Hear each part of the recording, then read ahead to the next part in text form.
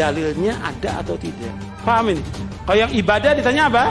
Dalilnya ada. Lo antum siapa ngomong dalil? Yang ngerti dalil siapa?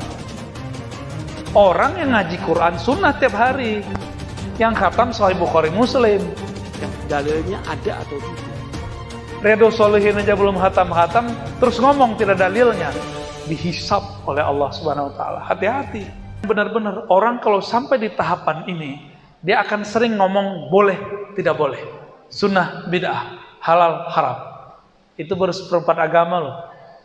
Jangan terlalu larut bahas ini, nanti keras. Orang yang kelamaan mengaji di sini, nanti dia menjadi hukum fikih oriented. Jadi kita nyebutnya fikih oriented. Orientasinya hukum fikih zahir. Jadi setiap kali membahas apa, mana dalilnya? Mana ada di zaman Rasul? Nah ini kalau logika aja dia kacau itu. Dia nggak tahu, dia bilang bid'ah. Padahal bid'ah itu sesuatu yang tidak ada dalilnya. Kalau masih ada dalilnya, kalau ente nggak tahu bilang, maaf saya nggak tahu dalilnya. Itu lebih aman. Lo antum siapa ngomong dalil? Yang ngerti dalil siapa? Orang yang ngaji Quran sunnah tiap hari, yang khatam Sahih Bukhari Muslim, yang khatam Sunan Abu Daud. Lo Arba'in Nawawi aja belum khatam-khatam, Riyadhus Shalihin aja belum khatam-khatam, terus ngomong tidak dalilnya, dihisab oleh Allah Subhanahu Wa Taala. Hati-hati, hati-hati ngomong begitu. Ya, cukup katakan sebagaimana ulama salafus saleh Imam Malik. Beliau wafat 179, berarti masih sebelum tahun 200, sebelum tahun 300, 179. Masih ketemu murid sahabat Rasulullah yaitu Nafi'. Apa kata Imam Malik? Jika kamu tidak tahu, qul la adri. Cukup katakan saya tidak tahu. Qauluka la adri nisful ilm. Kamu ngaku tidak tahu itu sudah separuh tahu. Karena orang kalau ngaku tidak tahu dia akan cari tahu. Inilah separuh ilmu. Ya, cuma ngaji di YouTube, ngaji sekali seminggu, sekali sepekan, seahad, udah berani bilang nggak ada dalilnya. Ngaca dulu. Itu kiai 20, 30, 40 tahun ngaji Quran dan Sunnah. Karena mereka mengaji, maka mereka tidak berani ngomong begitu. Semakin Quran itu dalami, satu aja teks kita buka, Bismillahirrahmanirrahim. Antum percaya nggak? Bismillahirrahmanirrahim disyarah 40 hari, 40 malam nggak selesai. Semabuk-mabuk paling dah. Sholat, berhenti, ngaji lagi, sholat lagi, ngaji lagi, nggak akan selesai. Dan itu disadari oleh sahabat Rasulullah namanya Ali bin Abi Thalib radhiyallahu ta'ala anhu. Apa kata beliau? Jika saya mau, saya akan tulis, saya akan jelaskan tentang rahasia basmalah. Kemudian ditulis dalam kertas-kertas. Kertas itu dibawa oleh 40 onta. Berarti banyak itu. Ada nggak orang bisa nulis satu buku sehari? Nggak ada. Jadi kita butuh harus ngaca benar. Ya. Saya setiap kali baca surat Al-Fatihah dengan perenungan, saya menemukan hal yang baru. Percaya nggak? Setiap kali baca Fatihah dengan perenungan, bedakan terjemahan dengan pemaknaan, itu beda. Betul-betul luar biasa. Wajar jika Bismillah itu adalah permulaan semua surat kecuali surat Taubah. Wajar. Wajar. Luh Mahfuz dalam hadis Imam Tirmizi pertama kali diperintahkan nulis oleh Allah, dia bertanya, ma aktub, apa yang aku tulis ya Rabb? Allah mengatakan, hadis sahih, uktub bismillahirrahmanirrahim. Tulislah dengan nama Allah yang Rahman ya Rahim. Jika Luh Mahfuz dimulai Rahman Rahim, kenapa ada orang belajar agama tidak ada Rahman Rahimnya? Kenapa orang bawa nama Allah tapi tidak dengan Rahman Rahim? Ini aneh ya. Ini sungguh aneh. Dia menampilkan yang Allah tidak suka tampilkan. Bapak ini senang nggak disebut kejem? Terus ada orang cerita, enggak, si Anu tuh orang baik kok, penyayang. Lebih senang mana? Diceritain mana? Kita lebih senang diceritain kalau kita penyayang, benar gak? Kira-kira sama, Pak. Allah lebih suka daripada itu.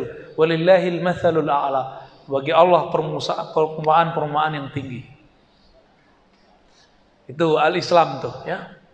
Jadi kalau antum cuma belajar fikih, belajar sunnah bid'ah, siap-siap di rumah tangga tengkar. Siap-siap di masjid komplek tengkar. Jangan-jangan di masjid ini tengkar juga nih. Ya. Berarti salah orientasi. Cukup porsinya 1/4, jangan lebih.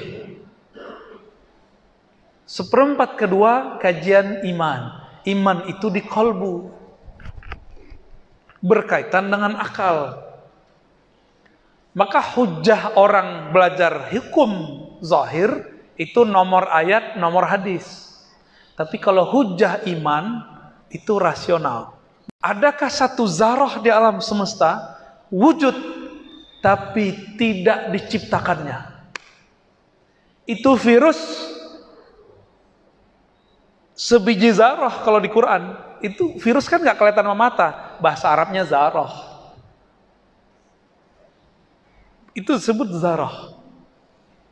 Apakah dia terjadi karena eksperimen konspirasi atau karena izin Allah? Sebenarnya izin Allah. Mereka mau buat makar, Allah buat makar juga. Dalam makar mereka Allah bermakar, tenang aja ya. Cuma kita kan ditakut-takutin berita ini, beritanya lebih gede. Kalau antum nggak punya kekuatan nur di kolbu, apa yang terjadi? Kenapa ya saya hidup begini? Kenapa saya salah apa? Kenapa kami hidup di zaman corona? Nanti bakal ngomong gitu. Ini kurang imannya kepada Allah, maka kurang percaya kepada takdir. Jadi takdir itu puncak iman kepada Allah. Ya, orang yang mengatakan percaya kepada Allah, cek aja dia percaya, terima nggak? Ya, ini kan kajian kita terbuka. Hari Senin lalu saya ke Mabes TNI. Saya tanya tuh beberapa bapak hormat ke atasan, itu di hati ridho nggak? Capek loh Pak. Hormat, siap. Hormat siap. Itu kalau mereka nggak ridho dengan posisi mereka sekarang, stres itu. Dalam hati mikir, hormat mulu. Pasti gitu. Senyum, saya tanyain begitu, senyum. Berarti emang separuh nggak ridho. Dan kebenaran ketemu sahabat kita keluar dari anggota karena stres, hormat mulu. Yang dihormat masih lebih muda daripada dia. Ya, masalahnya ridho apa enggak, gitu aja. Ya, nah, ini udah masuk akal, udah masuk ke kolbu.